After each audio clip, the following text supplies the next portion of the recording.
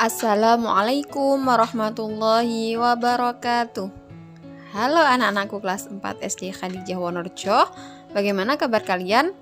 Bu Fia berharap kalian semua selalu dalam keadaan sehat walafiat dan tetap semangat belajar dari rumah. Alhamdulillah, berjumpa lagi dalam video pembelajaran mata pelajaran sejarah kebudayaan Islam. Nah anak-anak, kali ini kita akan belajar tentang Bab 2, kepribadian Nabi Muhammad SAW. Seperti yang telah kalian pelajari sebelumnya, bahwa Nabi Muhammad SAW merupakan Nabi yang terakhir yang diutus Allah kepada umat Islam. Sebagai utusan Allah Subhanahu wa Ta'ala, Nabi Muhammad SAW memiliki kepribadian yang sangat mulia. Akhlaknya merupakan akhlak Al-Quran. Beliau dipercaya oleh Allah Subhanahu wa Ta'ala untuk membawa ajaran yang paling benar, yaitu agama Islam ke seluruh umat manusia. Nabi juga merupakan seseorang yang mencintai alam di mana beliau tinggal. Oleh karena itu, Nabi Muhammad SAW merupakan rahmat bagi seluruh alam. Dalam Al-Quran Surah Al-Anbiya ayat 107, Allah Subhanahu wa Ta'ala berfirman, A'udzu billahi minasyaitonir rajim. Bismillahirrahmanirrahim. Wa ma arsalnaka illa rahmatan lil alamin. Artinya, dan kami tidak mengutus engkau Muhammad melainkan untuk menjadi rahmat bagi seluruh alam. Quran Surah Al-Anbiya ayat 107.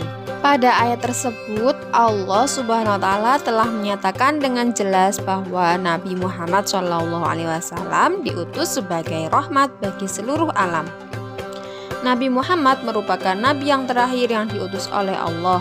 Ajaran yang dibawanya merupakan ajaran yang paling benar dan diperuntukkan untuk umat seluruh alam.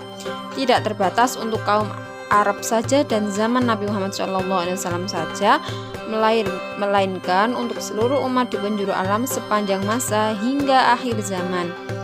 Ajaran yang dibawanya yaitu Dinul Haqq atau agama yang benar, yaitu Islam. Sebagai utusan Allah Subhanahu wa Ta'ala, Nabi Muhammad mempunyai tugas yang sudah tertulis dalam surah Al-Ahzab ayat 45-46 yang berbunyi, A'udzu billahi minasyaitonir rajim. Bismillahirrahmanirrahim. Ya ayyuhan nabiyyu inna arsalnaka syahidan wa mubasysyiran wa nadhira wa da'iyan ilallahi bi'idnihi wa sirajan munira. Artinya, hai Nabi, sesungguhnya kami mengutusmu untuk menjadi saksi dan pembawa kabar gembira dan pemberi peringatan, dan untuk jadi penyeru kepada agama Allah dengan izinnya, dan untuk jadi cahaya yang menerangi. Quran Surah Al-Ahzab ayat 45-46. Berdasarkan firman Allah Subhanahu wa Ta'ala tersebut, tugas Nabi Muhammad SAW sebagai Rasul adalah sebagai berikut. Yang pertama, syahidan, berasal dari bahasa Arab yang berarti menjadi saksi. Nabi Muhammad ditugaskan untuk menjadi saksi seluruh umatnya, yaitu umat muslimin di hadapan Allah Subhanahu wa Ta'ala di akhir zaman kelak. Yang kedua, mubasysyiron, berasal dari bahasa Arab yang berarti pemberi kabar gembira. Nabi Muhammad SAW bertugas memberikan kabar gembira kepada umat yang beriman. Mereka akan masuk surga jika menjalankan perintah Allah Subhanahu wa Ta'ala dan Rasul-Nya. Lalu yang ketiga, nadhiron, yang berasal dari bahasa Arab yang memiliki arti pemberi peringatan. Peringatan yang ditujukan kepada orang yang tidak beriman. Mereka kelak akan dimasukkan ke dalam neraka jika tidak menjalankan perintah Allah Subhanahu wa Ta'ala dan Rasul-Nya.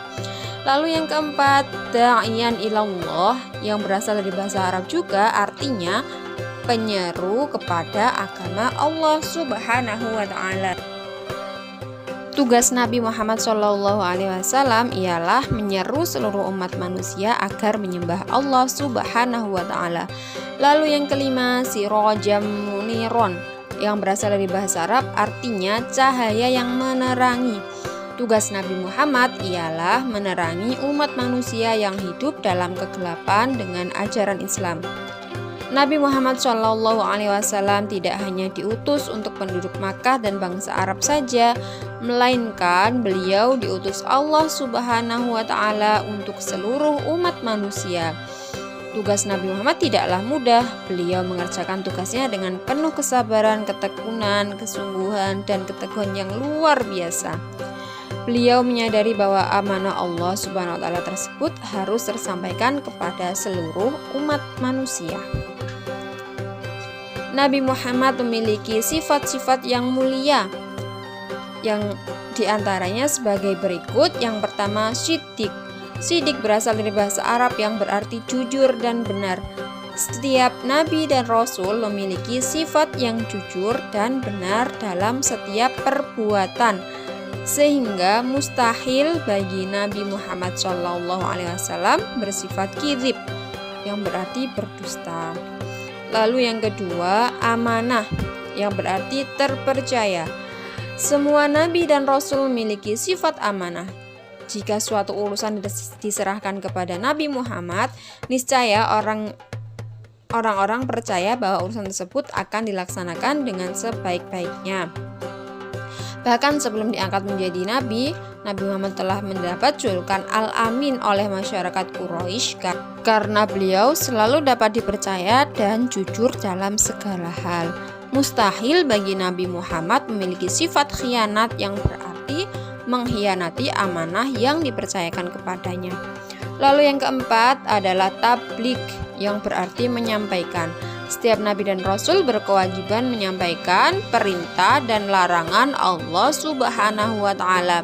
Maka mustahil bagi nabi dan rasul bersifat kitman atau menyembunyikan pesan.